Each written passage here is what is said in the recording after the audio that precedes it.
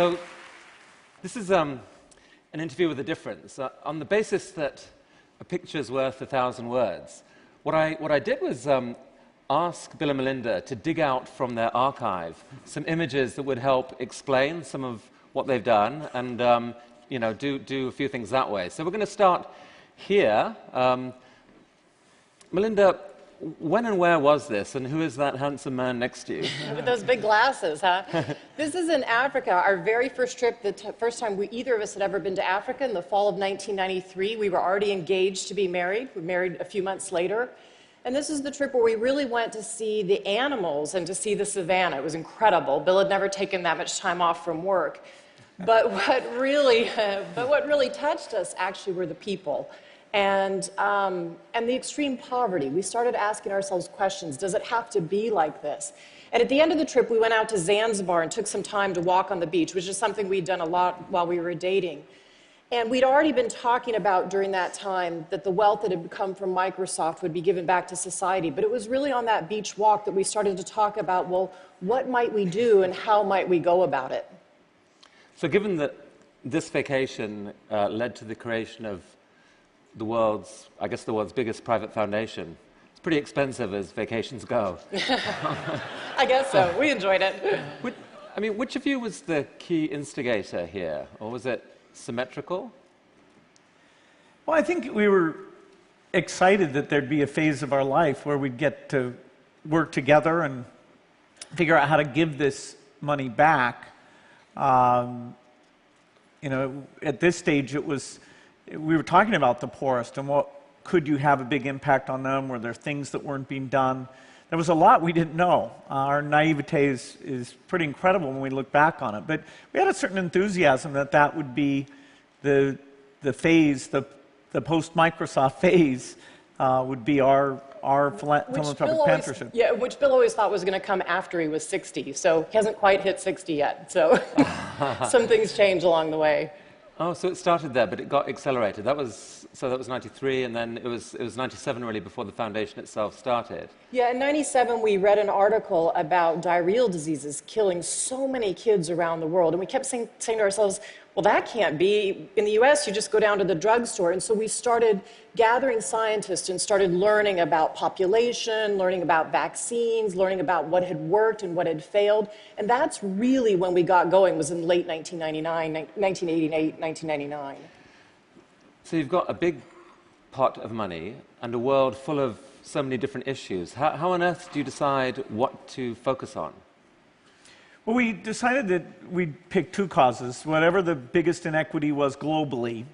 And there we looked at children dying, children not having enough nutrition to ever develop, and countries that were really stuck because with that level of death, then parents would have so many kids that they'd get huge population growth, and that the kids were so sick that they really couldn't be educated and lift themselves up. So that was our global thing. And then in the US, both of us had amazing educations, and we saw that as the way that the US could live up to its promise of equal opportunities by having a phenomenal education system. And the more we learned, the more we realized that we're not really fulfilling that promise. And so we picked those two things, and everything the foundation does are focused there.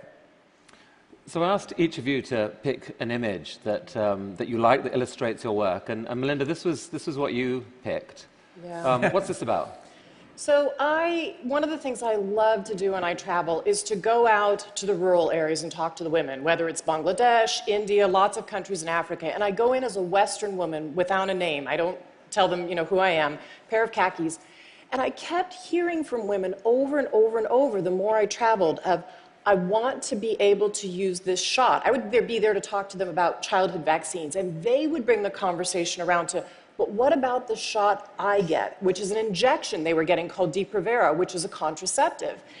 And I would come back and talk to global health experts, and they'd say, oh no, contraceptives are stocked in the developing world. Well, you had to dig deeper into the reports, and this is what the team came to me with, which is to have the #1 thing that women tell you in Africa they want to use stocked out more than 200 days a year explains why women were saying to me, I walked 10 kilometers without my husband knowing it, and I got to the clinic and there was nothing there. And so condoms were stocked in Africa because of all the AIDS work that the US and others supported. But women will tell you over and over again, I can't negotiate a condom with my husband. I'm either suggesting he has AIDS or I have AIDS. And I need that tool because then I can space the births of my children and I can feed them and have a chance of educating them. Melinda, you're Roman Catholic, and you've often been embroiled in controversy over this issue and on the abortion question, on both sides, really. How do you navigate that? Yeah, so I think that's a really important point, which is we had backed away from contraceptives as a global community. We knew that 210 million women were saying they wanted access to contraceptives, even the contraceptives we have here in the United States. And we weren't providing them because of the political controversy in our country. And to me, that was just a crime. And I kept looking around trying to find the person that would get this back on the global stage. And I finally realized I just had to do it. And even though I'm Catholic, I believe in contraceptives, just like most of the Catholic women in the United States who report using contraceptives. And I shouldn't let that controversy be the thing that holds us back. We used to have consensus in the United States around contraceptives. And so we got back to that global consensus and actually raised $2.6 billion around exactly this issue for women.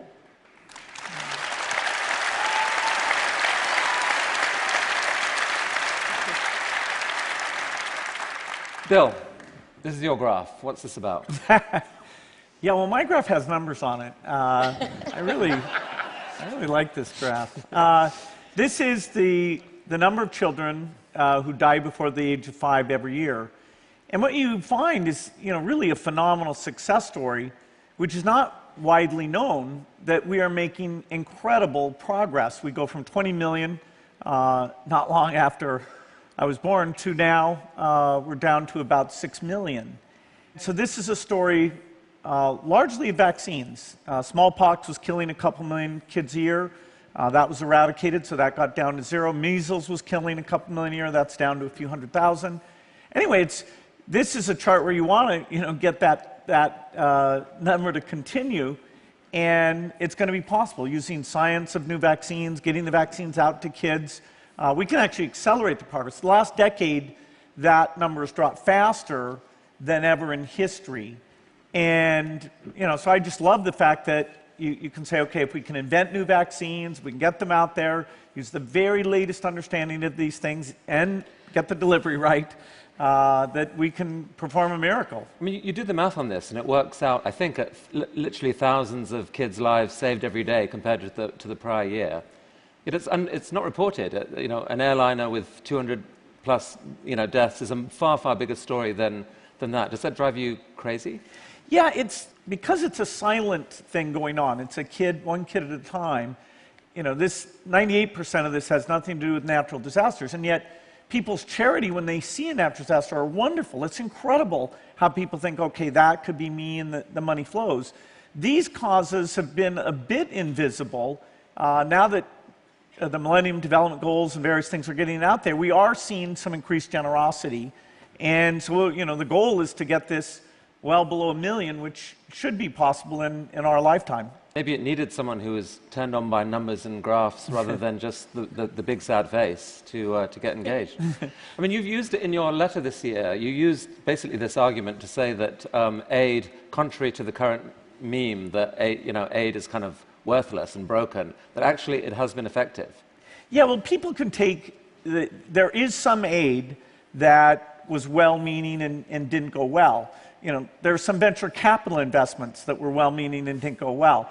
That you shouldn't just say, okay, because of that, because we don't have a perfect record, this is a bad endeavor. You should look at, what was your goal? How are you trying to uplift nutrition and survival and literacy so these countries can take care of themselves and say, wow, this is going well, and be smarter. We can spend aid smarter. It is not all a panacea. We can do better than venture capital, I think, including big hits like this. Now, traditional wisdom is that it's pretty hard for married couples to work together. How have you guys managed it? Yeah, I've had a lot of women say to me, I really don't think I could work with my husband. That just wouldn't work out. You know, we enjoy it, and we don't. This foundation has been a coming to for both of us, and it's a continuous learning journey. And we don't all travel together as much for the foundation, actually, as we used to when Bill was working at Microsoft. We have more trips where we're traveling separately, but I always know when I come home, Bill's going to be interested in what I learned, whether it's about women or girls or something new about the vaccine delivery chain or this person that is a great leader. He's going to listen and be really interested. And he knows when he comes home, even if it's to talk about the speech he did or the data or what he's learned, I'm really interested. And I think we have a really collaborative relationship, but we don't spend every minute together, that's for sure. But now you are, and we're very happy that you are. Look, I mean, Melinda, early on, you were basically largely running the show. 6 years ago, I guess, Bill came on full-time, so moved from Microsoft and became full-time. That must have been hard, adjusting to that, no? Yeah, I think actually for the foundation employees, there was way more angst for them than there was for me about Bill coming. I was actually really excited. I mean, Bill made this decision even obviously before it got announced in 2006, and it was really his decision. But again, it was a beach vacation where we were walking on the beach and he was starting to think of this idea. And for me, the excitement of Bill putting his brain and his heart against these huge global problems, these inequities, to me, that was exciting. Yes, the foundation employees had angst about that. That's cool. But that went away within 3 months once he was there. Including some of the employees. That's what I said, the employees. It went away for them 3 months after we were there. Oh, the employees didn't go away. No, a few of them did, but... So what do you guys argue about? Like, you know, Sunday, 11 o'clock, you're away from work, you know, what comes up? What's the argument? You know, because we built this thing together from the beginning, it's this great partnership. You know, I had that with Paul Allen in the early days of Microsoft. I had it with Steve Ballmer as Microsoft got bigger, and now Melinda, in an even stronger, equal way, is the partner. So we talk a lot about which things should we give more to, which groups are working well. You know, she's got a lot of insight. She'll sit down with the employees a lot. We'll take the different trips she described. So there's a lot of collaboration. I can't think of anything where one of us had a super strong opinion about, about one thing or another. How about you, Melinda, though? Can you? You never know. Well, here's the thing. We come at things from different angles, and I actually think that's really good. So Bill can look at the big data and say, I want to act based on these global statistics. For me, I come at it from intuition. I meet with lots of people on the ground, and Bill's taught me to take that and read up to the global data and see if they match. And I think what I've taught him is to take that data and meet with people on the ground to understand, can you actually deliver that vaccine? Can you get a woman to accept those polio drops in her child's mouth? Because the delivery piece is every bit as important as the science. So I think it's been more a coming to over time towards each other's point of view. And quite frankly, the work is better because of it. So, I mean, in vaccines and polio and so forth, you've had some amazing successes. What about failure, though? Can you talk about a failure and maybe what you've learned from it? Yeah, fortunately, we can afford a few failures because we've certainly had them. We do a lot of, drug work or vaccine work that you're going to have different failures. Like we put out one that got a lot of publicity was asking for a better condom. Well, we got hundreds of ideas. Maybe a few of those will work out. We were very naive, certainly I was, about a drug for a disease in India, visceral leishmaniasis, that I thought once we got this drug, we can just go wipe out the disease. Well, it turns out it took an injection every day for 10 days. It took 3 more years to get it than we expected, and then there was no way it was going to get out there. Fortunately, we found out that if you go kill the sandflies, you probably can have success there. But we spent 5 years, you could say wasted 5 years, and about 60 million on a path that turned out to have very modest benefit when we got there. You're spending like $1 billion a year in education, I think, something like that. Is anything, I mean, the story of what's gone right there is quite a long and complex one. Are there any failures that you can talk about? Well, I would say a huge lesson for us out of the early work is we thought that these small schools were the answer. And small schools definitely help. They bring down the dropout rate. They have less violence and crime in those schools. But the thing that we learned from that work and what turned out to be the fundamental key is a great teacher in front of the classroom. If you don't have an effective teacher in the front of the classroom, I don't care how big or small the building is, you're not going to change the trajectory of whether that student will be ready for college. So, Melinda, this is you and your eldest daughter, Jen. Yeah. And just taken about 3 weeks ago, I think, 3 or 4 weeks ago. Where was this? So we went to Tanzania. Jen's been to Tanzania. All our kids have been to Africa, quite a bit, actually. And we did something very different, which is we decided to go spend 2 nights and 3 days with a family. Anna and Sonari are the parents. They invited us to come and stay in their boma. Actually, the goats had been there, I think, living in that particular little hut on their little compound before we got there. And we stayed with their family, and we really, really learned what life is like in rural Tanzania. And the difference between just going and visiting for half a day or 3/4 of a day versus staying overnight was profound. And so let me just give you one explanation of that. They had 6 children, and as I talked to Anna in the kitchen, we cooked for about 5 hours in the cooking hut that day. And as I talked to her, she had absolutely planned and spaced with her husband the births of their children. It was a very loving relationship. This was a Maasai warrior and his wife, but they had decided to get married. They clearly had respect and love in the relationship. Their children, their 6 children, the 2 in the middle were twins, 13, a boy and a girl named Grace. And when we go out to chop wood and do all the things that Grace and her mother would do, Grace was not a child, she was an adolescent, but she wasn't an adult. She was very, very shy. So she kept wanting to talk to me and Jen. We kept trying to engage her, but she was shy. And at night, though, when all the lights went out in rural Tanzania, and there was no moon that night, the first night, and no stars, and Jen came out of our hut with her REI little headlamp on, Grace went immediately and got the translator, came straight up to my Jen and said, "When you go home, can I have your headlamp so I can study at night?" Oh, wow. And her dad had told me how afraid he was that unlike the son who'd passed his secondary exams, because of her chores, she'd not done so well and wasn't in the government school yet. He said, "I don't know how I'm going to pay for her education. I can't pay for private school, and she may end up on this farm like my wife." So they know the difference that an education can make in a huge, profound way. I mean, this is another pic of your other 2 kids, Rory and Phoebe, along with Paul Farmer. I mean, bringing up 3 children when you're the world's richest family seems like a social experiment without much prior art. How have you managed it? What's been your approach? Well, I'd say overall, the kids get a great education, but you've got to make sure they have a sense of their own ability and what they're going to go and do.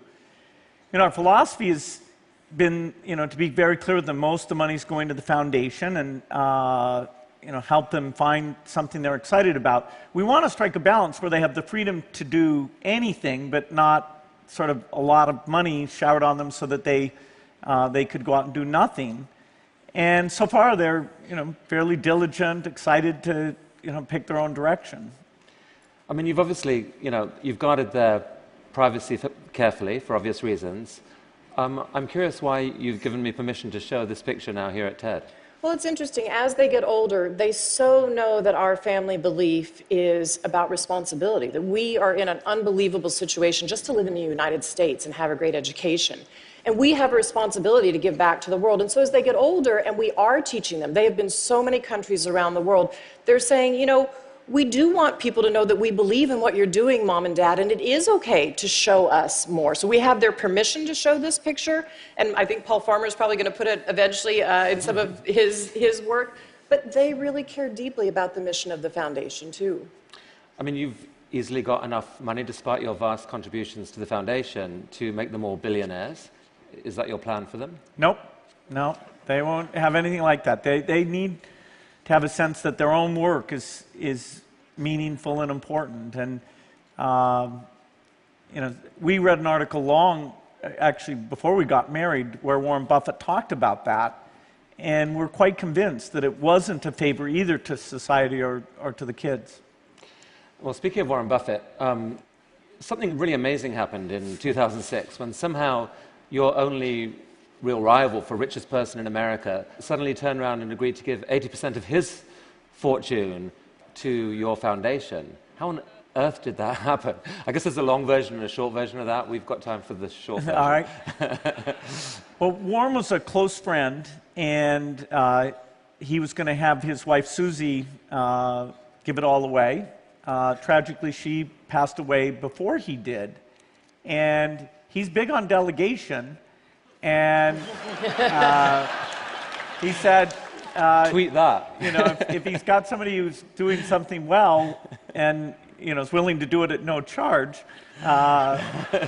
maybe that's okay. But we were stunned. You know, we had never Totally stunned.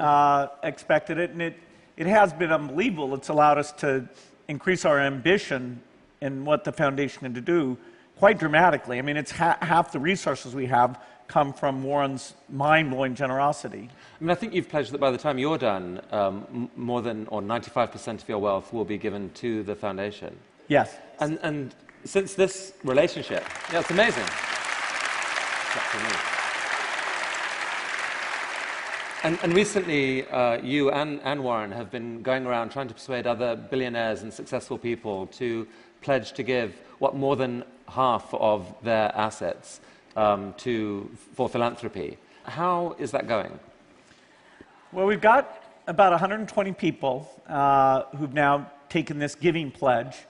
The thing that's great is that we get together yearly and talk about, okay, do you hire staff? What do you give to them? We're not trying to homogenize it. I mean, the beauty of philanthropy is this mind-blowing diversity. People give to some things, we look and go, wow. But that's great. That's the role of philanthropy, is to pick different approaches, you know, including even in one space like education. We need more experimentation. But it's been wonderful meeting those people, sharing their journey to philanthropy, how they involve their kids where they're doing it differently. And it's been way more successful than we expected. Now it looks like it'll just keep growing in size in the years ahead. And I think sorry, go. having people see that other people are making change with philanthropy. I mean, these are people who have created their own businesses, put their own ingenuity behind incredible ideas. If they put their ideas and their brain behind philanthropy, they can change the world. And they start to see others doing it and saying, wow, I want to do that with my own money. And to me, that's the piece that's incredible. It seems to me it's really hard for some people to figure out even how to remotely spend that much money on something else. I mean, there are probably some billionaires in the room and certainly some successful people. I'm curious, can you make the pitch? What's the pitch?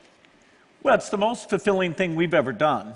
And, you know, you can't take it with you. And if it's not good for your kids, you know, then let's get together and brainstorm about, you know, what can be done. The world is a far better place because of the philanthropists of the past. And the U.S. tradition here, which is the strongest, is the envy of the world. And part of the reason I'm so optimistic is because I do think philanthropy is going to grow and take some of these things government's just not good at working on and discovering and shine some light in the right direction. The world's got this terrible inequality, growing inequality problem that seems structural. It does seem to me that if more of your peers took the approach that you two have made, it would make a dent both in that problem and certainly in the perception of that problem. Is that a fair comment? Oh yeah, if you take from the most wealthy and you give to the least wealthy, it's good. It kind of tries to balance that, and that's just. But you change systems. I mean, in the U.S., we're trying to change the education system so it's just for everybody and it works for all students. I mean, that, to me, really changes the inequality balance. That's the most important. Well, I really think that most people here and many millions around the world are just in awe of the trajectory your lives have taken and the spectacular degree to which you have shaped the future. Thank you so much for coming to TED and for sharing Thank you. for all you do. Thank you. Thanks. That was so Come back.